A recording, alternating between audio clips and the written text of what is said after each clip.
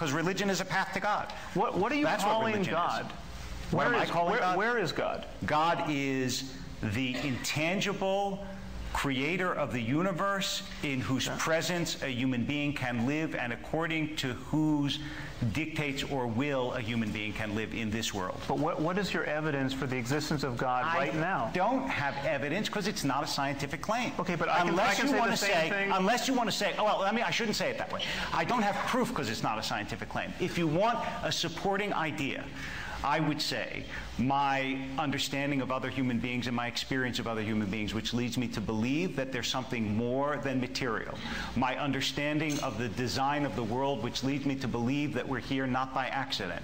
My appreciation of the fact that human beings, even though we are made of stuff, have consciousness, which leads philosophers like Galen Strawson to assume that even rudimentary material has consciousness, because he can't explain how consciousness arises. Right. My experience of religious human beings and the way they live, and the fact that they live in harmony, to my perception, with an invisible order that gives them a life of a certain sanctity and holiness. This is a general claim. Religious human beings generally live in harmony with... No, I said my experience of certain human beings. I mean, I can keep going if you want me to keep going. Well, no, I think you've put enough on the table. Okay, none of those are scientific evidence.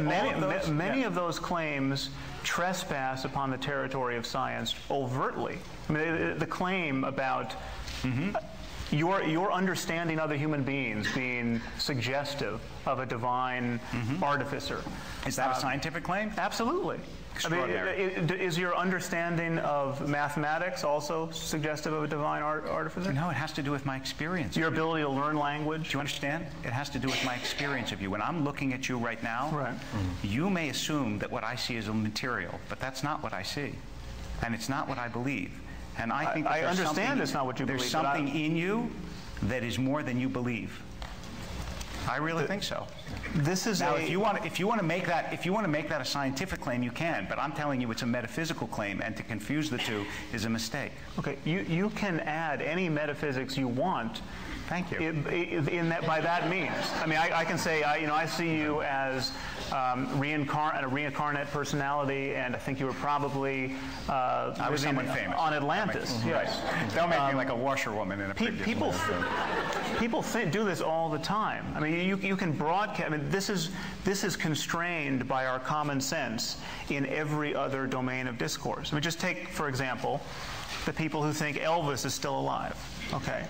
What's wrong with this claim? I mean, why is this claim not vitiating our academic departments and corporations? I mean, I'll tell you why, and it's very simple. We have not passed laws against believing Elvis is still alive. The problem is that whenever somebody seriously represents his belief that Elvis is still alive, in a conversation, on a first date, at a lecture, at a job interview, he immediately pays a price. Yes. He pays a price in ill-concealed laughter. Right. Now, surely you can agree with him. That is a good thing. Now, then he could rattle on about this is not a scientific claim. This is a matter of faith. You know, when I look at you, I see you might be Elvis. I mean, he could do this. Except that.